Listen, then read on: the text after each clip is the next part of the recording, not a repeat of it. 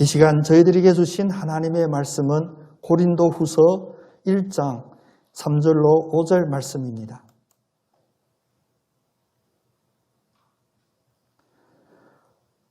찬송하리로다. 그는 우리 주 예수 그리스도의 하나님이시요 자비의 하나님이시요 모든 위로의 하나님이시며 우리의 모든 환난 중에서 우리를 위로하사 우리로 하여금 하나님께 받는 위로로서 모든 환난 중에 있는 자들을 능히 위로하게 하시는 이시로다. 그리스도의 고난이 우리에게 넘친 것 같이 우리가 받는 위로도 그리스도로 말미암아 넘치는도다. 아멘. 주님의 은혜와 평강이 오늘 예배드리는 어느 자리에서 예배드리든지 예배드리는 모든 이들에게 가득 깃들기를 축복합니다. 우리 서로 축복하겠습니다. 우리의 하나님은 위로의 하나님이십니다. 아멘. 연초이다 보니까 여기저기 우리 신년 인사들을 서로 나누잖아요. 근데 올해는 특별한 새해를 맞이하는데 많이 하는 이야기가 그런 인사였습니다. 코로나로 많이 힘드시죠? 예. 처음에 내가 많이 힘든가 이렇게 생각하다가 늘 이런 인사를 받다 보니까 나 진짜 힘든가 보다 생각이 들더라고요. 그렇습니다. 우리 코로나 때문에 겪는 어려움 적지 않아요. 여러 가지 많은 어려움들이 있습니다. 그런데 곰곰이 생각해 보면 우리가 겪는 모든 어려움이 전부 다 코로나가 갖다 준 것이 아니구나라는 생각도 듭니다. 코로나가 아니더라도 늘 다가오던 고난들이 있습니다. 작게는 우리 가정에, 부부간에, 또 자녀들, 내가 하는 일, 이런 일들도 있지만 또 크게는 정치적으로, 외교적으로, 사회적으로 이런 어려움들은 코로나가 아닐 때도 있었어요. 맞죠? 더군다나 그냥 우리가 이 세상에 사는 것이 아니라 이 세상에서 나그네로 사는, 왜 나그네로 사냐? 우리의 본향은 하늘나라에 있다라고 그리스도인으로 사는 우리들에게는 일반인들이 겪는 것보다 더 많은 어려움들이 있었습니다.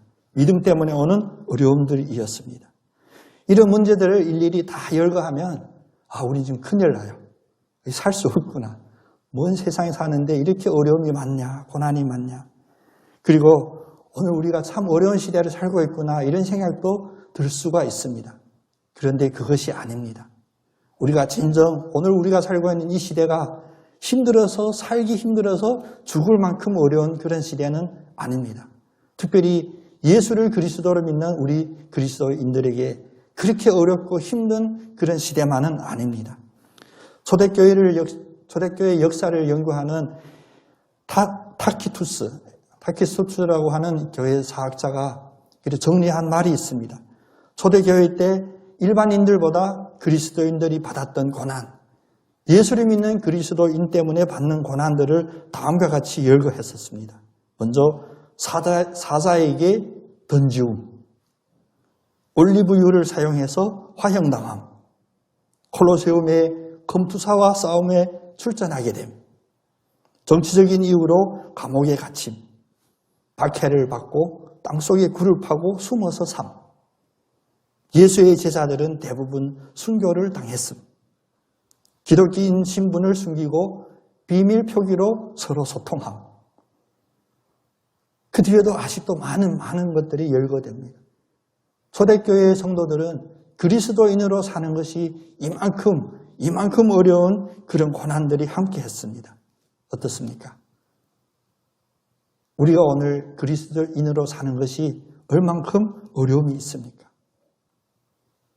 근데 현실에 존재하는 힘들고 고통스러운 것 우리는 직면해야 합니다. 그렇다면 초대교회 성도들은 아니지만 우리 21세기 2021년 기독교인으로 사는 우리들은 이러한 고난들을 어떻게 바라봐야 할까요? 첫째는 고난을 바라보는 바른 시각이 있어야 됩니다. 그리스도인들은 자신을 괴롭히는 것들로 고통을 당할 때 그것을 바라보는 관점이 매우 중요합니다. 이 관점이 얼마나 중요하냐? 우리 아래 이어봅니다. 자, 유튜브에 보면 요즘 유튜브에 다 중독이 되어 있는데 꽤 괜찮은 내용들도 많이 있습니다. 영국의 유명한 유튜브인데 영국 어느 도심에 그 도심에 있는 광장에 앞을 보지 못하는 시각장애인이 노숙하고 있는 할아버지가 있어요. 근데 그 할아버지가 종이 박스에 서툴게 삐뚤삐뚤하게 뭐라고 써 있냐면 I'm blind, please help. 저는 시각장애인입니다. 저를 좀 도와주세요라고 이렇게 쓰고 있어요. 지나가는 사람들이 그 연민의 그 마음 때문에 동전, 작은 지폐 한 장씩 이렇게 줍니다. 근데 여러 번 그 상황을 지켜보던 한 젊은 여성이 너무 마음이 아픈 거예요. 그분을 바라보면서. 그래서 종이박스를 갈아치우고 새롭게 거기다 글을 썼습니다. 뭐라고 썼냐면 It's a beautiful day and I can't see. 오늘은 얼마나 아름다운 날입니까? 그런데 저는 그걸 볼 수가 없습니다.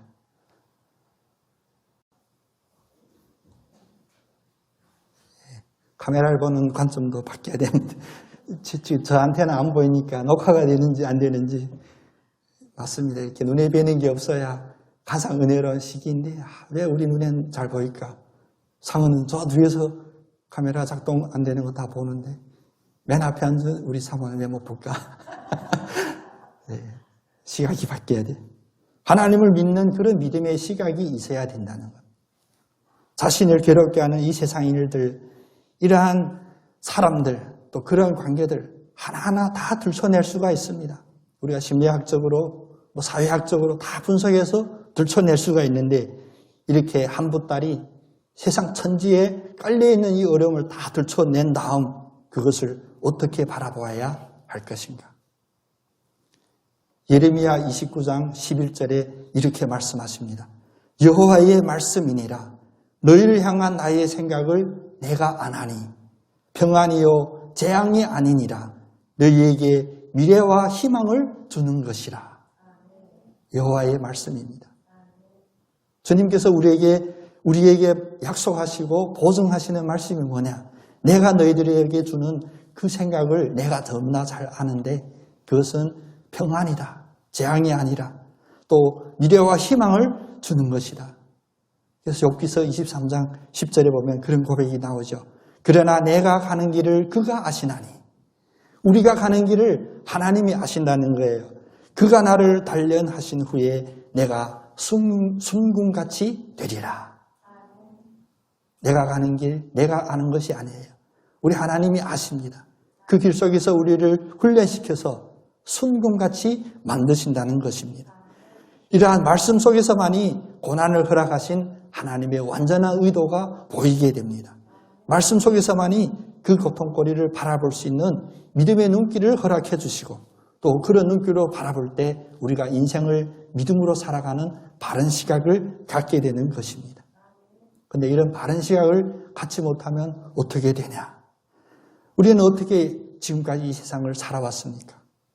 우리는 세상을 바라볼 때 각각 자기가 경험했던 경험을 토대로 자기의 관점으로 바라보았습니다. 그런데 지금 자기의 관점만으로 바라보는 것이 아니라 이제 그 관점에서 생겨난 관점, 결론, 그것이 이제 고집으로 바뀌게 됐어요. 다 자기 생각만 우리가 맡게 되는 것입니다. 그리고 너무나 자기 중심에 있다 보니까 이 세상에 움직이는 것이 자기 중심으로 움직이지 않으면 불편해요. 자기 생각으로는 내가 당한 일이 참담하고 억울하다. 그렇다면 우리가 나오는 첫 번째 반응이 무엇입니까? 바로 화딱지난다. 화가 나는 거예요. 감정이 격하게 끓어오르고 거기로 그치는 것이 아니라 그 정점이 어디에 있냐면 하나님께 대적한다는 것입니다. 하나님 이게 뭡니까? 하나님이 지금 어디에 계십니까? 하나님 왜 이러십니까? 그런 하나님이라면 나는 믿지 않을 것입니다. 이 자리에 오지 않은 많은 분들 중에 이런 생각이 있었을 거예요. 자기 중심에서 하나님 중심으로 가는데 불과 1분도 안 걸려요. 불평불만 때문에 1분 동안 가서 결론이 나옵니다. 하나님 믿지 않을 거예요. 제가 쉽게 이런 생각합니다. 아이고 무서워라. 그런 말을 하는 분들 앞에 보면 아이고 무서워라. 아이고 겁나. 여러분 이제 10년 넘은 이야기인데 그 CF 대사 중에 유명한 것이 있죠. 니들이 개맛을 알아? 니들이 하나님을 알아? 그런 생각이 들더라고요. 진정으로 하나님을 안다면 그런 반응이 그나마 또 그렇게 짧은 시간에 나올 수가 없는 것입니다. 요셉의 이야기를 우리가 한번 생각해 봐야 돼요. 성경에 보면 요셉만큼 억울한 그런 이야기, 그런 사연도 없습니다. 요셉이 뭐 잘못한 것도 없어요. 근데 그를 해코지 않은 이들이 원수도 아니고 강도도 아니고 누구냐? 바로 자기 형제들입니다. 시기해가지고 돈 몇 푼에 애굽의 노예로 팔아버립니다. 원래는 구덩이에 묻으려 하다가 오히려 파는 게 낫겠다. 아니 원수도 아니고 강도도 아니고 이런 일이 어떻게 있을 수가 있습니까? 팔려간 것만 해도 억울한데 가서 노예 생활도 편하게 못해요. 여러 가지 억울한 일들 많이 있습니다. 이런 것들이 마음에 쌓이면 아마 우리 같으면 평생 하늘로 품고 이를 걸며 살 것입니다. 두고 보자. 쨍하고 해뜰 날 오면 두고 보자. 근데 그 요셉에게 쨍하고 해뜰 날이 왔습니다. 애굽의 총리가 됐어요. 대권을 가지고 있어요. 사람을 죽이고 살리는 그런 권한까지도 가지고 있는 그에게 여러분은 아니겠지만 저라면 제가 총리가 되면 첫 번째 해야 될 일이 있을 것 같아요. 내가 요셉이고 내가 총리 된다면 일단 먼저 보디발의 아내부터 잡아쳐라. 둘째, 내가 그곳으로 가지는 못했는데 지발로 찾아온 이 형제들 한번 혼내줘야겠다. 적어도 형제니까 처형은 못하더라도 곤장 한 번은 치야겠다. 이런 마음이 들 법한데 요셉이 애굽의 총리가 되고 하나님이 인도해서 했던 그 삶 속에서 얻은 결론이 뭡니까? 자기의 생각대로 이 일들을 바라보는 것이 아니라 하나님의 관점으로 이 일들을 바라보게 됩니다. 형제들의 핍박이 인간적인 눈으로 요셉의 입장에서 바라본다면 도저히 풀 수 없는 그런 한 맺힌 이야기지만 하나님의 시각으로 이 문제를 바라보니까 너무나 쉽게 풀렸습니다. 아, 그렇구나. 형제들을 하나님이 사용하셨는데 물론 그 순간에는 마음이 상하고 악하고 분하고 억울하지만 그 형제들을 사용하여 나를 애굽에 미리 보내주셨구나. 왜? 이 형제들, 이 가족들을 살리라고 보내줬구나. 또 우리 민족을 살리라는 이 큰 일을 이루기 위하여 나를 보내줬구나. 그냥 그 땅에 있었으면 나 예쁘고 준수하고 공부 잘하는 요셉으로 클 수 있었는데 애굽으로 왔기 때문에 그런 억울함 속에서 그가 총리가 될 수가 있었던 것입니다. 모든 것들이 쉽게 이해가 됩니다. 여러분, 사업이 왜 망했는지, 내가 왜 사기를 당했는지, 왜 건강했던 나에게 이런 질병이 생기는지, 또 왜 내가 원했던 그런 관계들이 깨지고 내가 신뢰했던 관계들이 깨지는지 정말 이해도 안 되고 생각할수록 화가 날 만한 그런 일들이 우리를 많이 괴롭히고 있겠지만 오늘 요셉처럼 그 화나 그 억울함 안에 갇혀 사는 것이 아니라 거기서 뛰쳐나와 하나님의 시각으로 이 문제를 바라보면 쉽게 풀린다는 것입니다. 전도서 7장 8절에서 10절에 이렇게 말씀하십니다. 전도서 7장 8절에서 10절. 일의 끝이 시작보다 낫고 참는 마음이 교만한 마음보다 나으니 급한 마음으로 노를 바라지 말라. 노는 우매한 자들의 품에 머무름이니라. 옛날이 오늘보다 나은 것이 어쩌미냐 하지 말라. 이렇게 묻는 것은 지혜가 아니니라. 솔로몬은 이 전도서 7장 8절 10절에서 전반적인 시각, 높게 보는 그런 시각으로 모든 일들을 바라보라라고 교훈하고 있습니다. 다시 말하면 시간이라고 하는 우리가 아무리 큰 능력을 가지고 있고 지식을 갖고 있어도 어찌할 수 없는 것 중에 하나가 바로 이 시간이에요. 시간이라고 하는 이 전반적인 시각으로 우리가 섭리하지 못하는 영역을 바라보는데 첫 번째는 고통을 바라볼 때 겸손하고 인내하라입니다. 두 번째는 당장 눈앞에 보이는 것 때문에 억울하고 부당하다고 분노하거나 화를 내지 말라고 이야기합니다. 세 번째는 지금과 옛날을 절대 비교하지 말래요.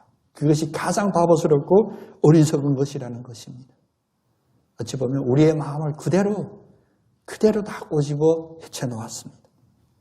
그리고 전도서 7장 1절 2절에서 이렇게 말씀하십니다. 좋은 이름이 좋은 기름보다 낫고 죽는 날이 출생하는 날보다 나으며 초상집에 가는 것이 잔치집에 가는 것보다 나으니 모든 사람의 끝이 이와 같이 됨이라. 산자는 이것을 그의 마음에 둘지어다. 시간, 세월, 출생, 사망 이러한 하나님의 섭리에 대항하고 온당치 못하는 불만을 은근히 품는 우리들에게 경고합니다. 툭하면 불평하고 조급한 성미로 그것을 대하는 우리들에게 경고합니다. 이름이 좋기보다 기름이 낫고 죽는 날이 출생하는 날보다 낫다. 역설적이죠.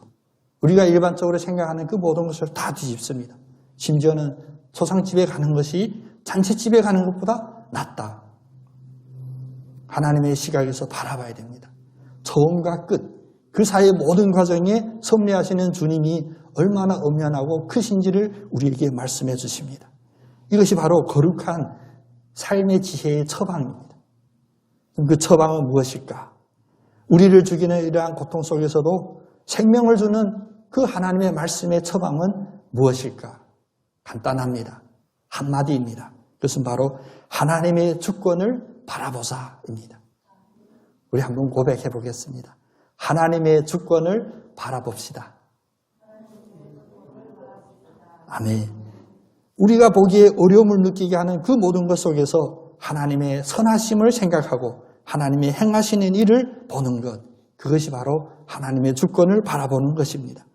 내 삶 속에 들어있는 고통스러운 그 가시들, 또 굽어져 있고 거칠고 어긋나 보이는 그러한 부분들 속에서 하나님이 하시는 하나님의 손길을 바라볼 수가 있어야 되는 것입니다. 우리는 흔히 문제에 봉착하게 되면 근시안적이 됩니다. 가까이부터 보게 됩니다. 지지난주 폭설 한파로 이제 끝나는 줄 알았는데 오늘도 또 꽤 매섭죠.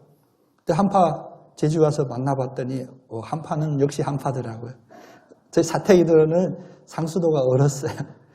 또 어떻게 해보려고 해도 이게 배관을 잘 몰라가지고 결국 우리 장로님한테 전화해서 이게 얼었습니다. 배관이 어떻게 됐으니까 이렇게 묻게 됐는데 여러분 집에 이제 상수가 얼어가지고 단수가 됐어요.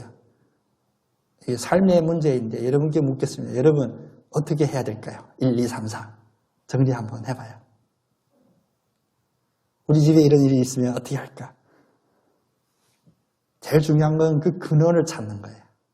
수돗물이 오는 그 시작부터 우리가 바라봐야 돼요. 그리고 거기서부터 해결해야 되거든요. 그래서 저는 제 아내랑 저는 나름 지혜로워서 해봤어요. 먼저 전화를 해봤습니다. 혹시 이 지역 전체가 단수가 된 거냐? 아니랍니다. 그러면 이제 이웃에 물어야 돼요. 어린이집 물 나오나? 이 앞에 꽃집에 물이 나오나? 다 나온대요. 그러면 우리만 있는 문제구나. 그때 우리 배관을 살펴봐야 돼요. 우리 배관이 어떻게 돌아가고 어디서부터 올 가능성이 있을까? 맞죠? 여러분 다 이렇게 하실 거예요. 근데 이렇지 않은 사람이 혹시 있을까 봐 제가 말씀드리는 겁니다. 자기 집 수도꼭지부터 문제를 보면 안 됩니다. 물이 안 나오니까 우리 집 수도꼭지부터 한다든지 싱크대부터 만진다든지 해결이 안 돼요. 이게 비밀인데 제 아내도 살짝 그러더라고. 어제 난방 좀 틀까? 아니 밖에서 오는 물이 얼었는데 집안에 불 때면 그게 동안하고. 여러분 웃으셨죠? 우리가 세상에 이렇게 살 수도 있었습니다. 문제 부딪히면 급하니까 당장 눈앞에 있는 것부터 해결하려고 우리는 애써요.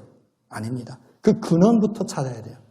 모든 문제, 특별히 큰 문제가 나올수록 우리 마음을 고요하게 하고 잠잠하게 하여 우리의 마음속 심령 깊이에 찾아가서 문제의 근원부터 찾아봐야 됩니다. 그런데 우리가 정답을 알잖아요. 모든 문제의 근원, 그 근원이 어디에 있습니까? 바로 하나님께 있는 거예요. 모든 것이 하나님으로부터 시작이 됐고 하나님으로부터 오게 되는 것입니다. 그럼 그 근원에 계신 하나님은 어떤 하나님이실까? 우리 1년 동안 아닙니다. 1년이 아니라 우리 평생 동안 우리가 믿는 이 하나님에 대하여 늘 집중해야 됩니다.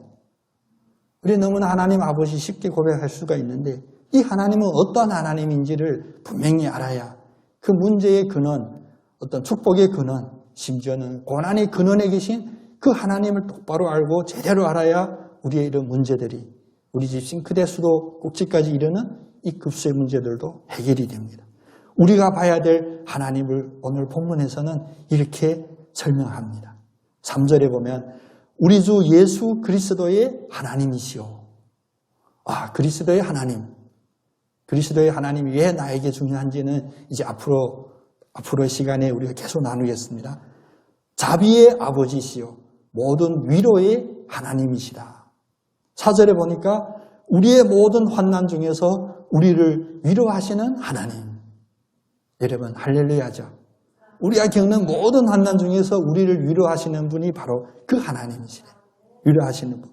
근데 더 중요한 것은 우리가 여기서 할렐루야로 끝나면 안 됩니다. 더 중요한 것은 5절에 보면 모든 환난 중에 있는 자들을 위로하시는 능력이 있으신 하나님이시라는 거예요. 저희 상수도가 어려서 제가 저 중국 백두산 밑에 있는 저희 어머니한테 저희 집 상수도가 어렵습니다면 저희 어머니 위로는 해주시려 하겠죠. 괜찮아, 이제 봄 되면 녹을 거야. 아니면 옆집에 가서 물 빌려다 쓸 수도 있고. 근데 능력이 없는 거예요. 근데 우리 하나님은 위로하실 뿐만 아니라 그 능력이 있으신 그분이 바로 우리 하나님이십니다. 그래서 전도서 7장 13절에 보면 우리가 이 세상 사는데 믿음으로 사는데 매우 중요한 말씀을 하십니다. 전도서 7장 13절 하나님께서 행하시는 일을 보라. 하나님께서 굳게 하신 것을 누가 능히 곧게 하겠느냐. 여러분 마음에 막 엄청난 진동이 오죠. 하나님이 굳게 하신 것, 그것은 누가 곧게 하실까? 이런 능력은 하나님께만 있는 것입니다. 우리의 삶 속에, 내 마음 속에, 내 생각 속에 혹시 굽어진 것이 있다 하더라도 그것을 넣으신 분도 하나님이십니다. 하나님이 그것을 의도했다면 하나님이 의도하신 그 정하신 기간 안에서는 우리가 그것을 고난으로, 고통으로 느끼고 있는 그 굽은 것들을 계속 마음에 담고 있을 수밖에 없습니다. 왜? 하나님이 그걸 넣어주셨으니까. 그런데 우리는 그 굽은 것을 곧게 펴보려고 우리의 노력을 아끼지 않아요. 여러 가지 방법, 수단, 동원할 수 있는 거 다 해서 곱게 하려고 하는데 그런 할 수 있는 모든 영향을 다 기울여 본다 할지라도 근본적으로 해결할 수가 없습니다. 왜? 오직 굽게 하신 그분, 그 하나님만이 곧게 하시기 때문입니다. 바로 이러한 시각을 가져야 우리의 마음에 소란스럽고 흥분하고 격분하고 화나던 것들이 잠잠해집니다. 그리고 문제의 근본적인 해결의 능력을 가지신 하나님께 우리는 순종하게 됩니다. 그래서 오늘 결론처럼 말씀드리면 이제 앞으로 시리즈로 계속 이 말씀을 나눌 텐데 고난을 바라보는 우리의 믿음의 안목은 하나입니다. 바로 하나님의 주권을 인정하고 하나님의 주권을 바라보는 것입니다. 고난을 주시는 것도 하나님의 주권이다. 이 고백, 신학적으로는 정리가 잘 되어 있는 고백인데 우리의 삶 속에서 고백하기가 쉽지를 않아요. 왜? 우리가 신학적으로 준비되지 않아서 그래요. 복 주시는 하나님, 표 주시는 하나님만 우리가 생각했었지 굳게 하시는 하나님, 고난에도 하나님이 주시는 고난이 있다는 이 생각을 우리가 하지 않고 살았었습니다. 우리의 사람의 인생에 혹시 굽은 것이 있다면 그 굽은 것은 결코 우연한 산물이 아니라 바로 그렇게 하신 하나님의 주권적인 행사임을 먼저 고백해야 합니다. 우리가 사도신경으로 신앙 고백하죠. 사도신경도 너무 귀해요. 사도신경으로 이렇게 압축해서 우리의 신앙을 고백하는데 첫 시작이 어떻게 됩니까? 전능하사 천지를 만드신 하나님 아버지를 내가 믿사오며. 왜 믿음의 고백이 이 말씀으로부터 시작할까? 이 천지를 만드신 하나님부터 인정하는 것이 우리의 믿음의 첫 단추입니다. 근데 우리는 이 첫 단추를 제껴놓고 이제 뒤부터 합니다. 우리에게 죽은 자를 살리신 하나님, 우리가 힘들 때 위로가 되시는 하나님, 뒷부분부터 찾기 시작해요. 근데 그 모든 것이 맨 앞에 바로 하나님의 이 주권을 인정하는 것입니다. 만드신 분, 토기장이, 그 하나님이 먼저 인정이 돼야 됩니다. 하나님이 있고 나서, 그리고 나서 하나님이 만든 그 모든 창조물 중 이 세상 또 나에게 일어나는 모든 일들, 건강, 질병, 출생, 사망 이런 것들이 다 그 뒤에 일어나는 거예요. 나를 위하여 내가 필요한 것만 또 내가 원하는 것을 충족시키는 단지 그렇게 제한된 하나님만이 아닙니다. 두 번째는 고난을 주시는 하나님의 주권을 인정한 그 다음에는 우리는 고난 속에서 하나님의 주권을 대항하는 인간의 그런 노력들을 포기해야 됩니다. 놓아야 됩니다. 하나님께서 보시기에 그렇게 하시는 것이 합당하다고 여기셔서 그렇게 하신 일들입니다. 아무도 스스로는 자기 목에 들어있는 그 굵은 것을 펼 수가 없습니다. 보화는 길거리에서 쉽게 발견되면 보화가 아니죠. 캐고 찾고 다듬고 그런 과정이 있듯이 인생의 보화도 깊은 곳, 매우 깊은 곳, 바로 고난이라고 하는 그 깊은 곳에 감춰져 있습니다. 역사의 진리도 교훈도 발견될 때는 고통이 다르게 됩니다. 이런 것이 없이 우리에게 주어진다면 그것은 보화가 아니죠. 그래서 C.S. 루이스라고 하는 우리가 존경하는 그 목사님이 이렇게 정리해 놓은 말씀이 있어요. 평안할 때 인간은 하나님께서 양심을 통해 속삭이는 그 사랑의 소리를 잘 듣지 못한다. 평안할 때 인간들은 하나님이 우리를 사랑하셔서 속삭이는 그 소리를 잘 듣지 못한다는 것입니다. 그래서 하나님께서 고난을 보내주시는 것이다.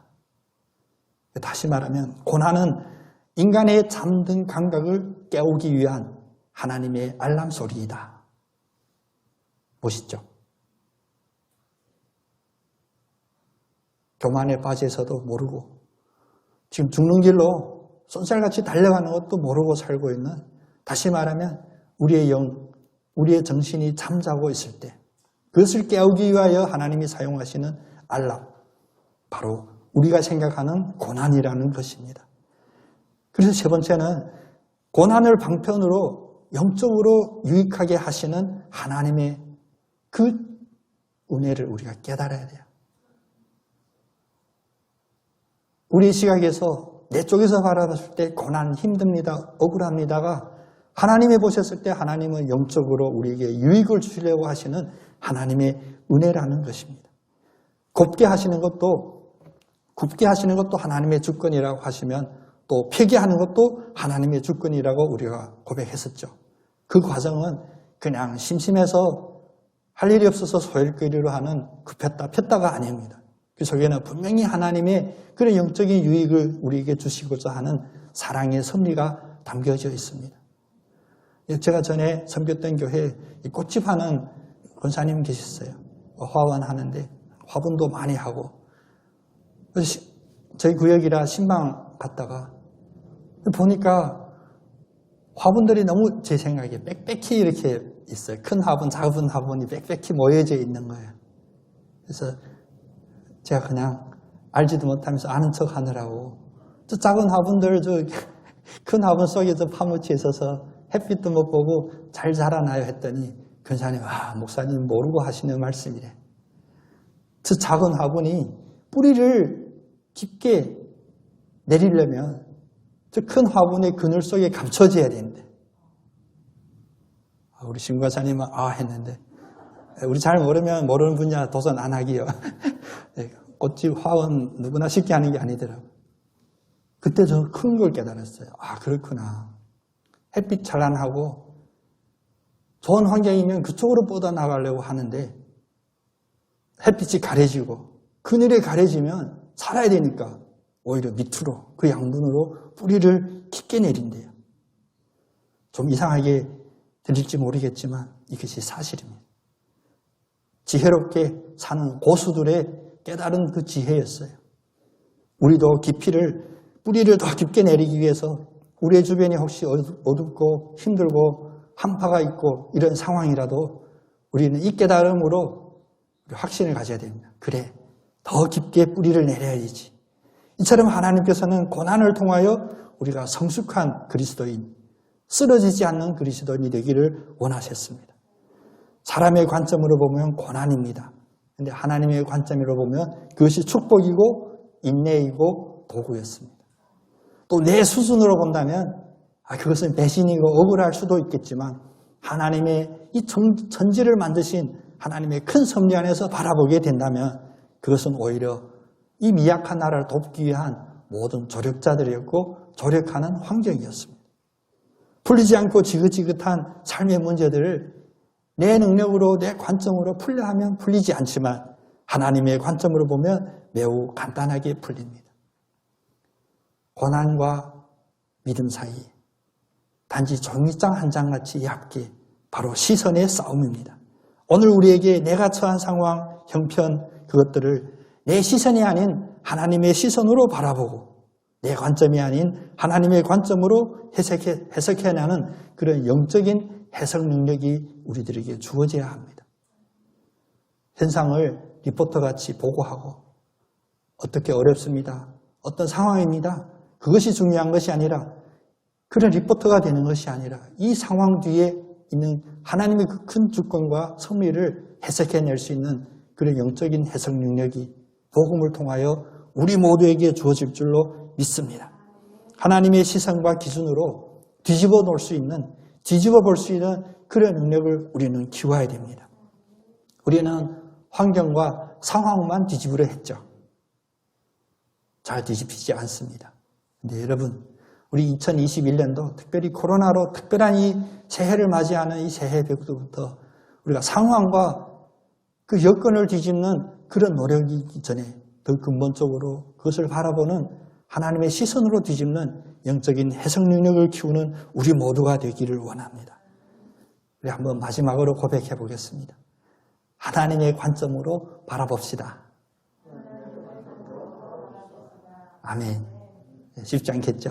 하나님의 관점으로 바라보려면 먼저 하나님의 관점이 무엇인지 내가 어떻게 해야 하나님의 그 보는 그 자리, 그 위치에 올라갈지 여러 가지가 있겠지만 하나님은 우리를 그냥 두지 않으십니다. 코로나 어렵습니다. 힘듭니다. 하나님이 특별히 훈련시키는 그런 기간인 줄로 믿고 또 아주 간단하게 풀리는 그런 기적들이 많이 일어나는 우리 2021년도 새해가 되기를 원합니다. 고난당한 것이 내게 유익이라 이로 인하여 내가 주의 율례를 배우게 되었나니. 시편 119편 7절 말씀이죠. 이 말씀 온전히 축복의 말씀으로 우리 삶 속에 이루어지기를 원합니다. 기도하겠습니다.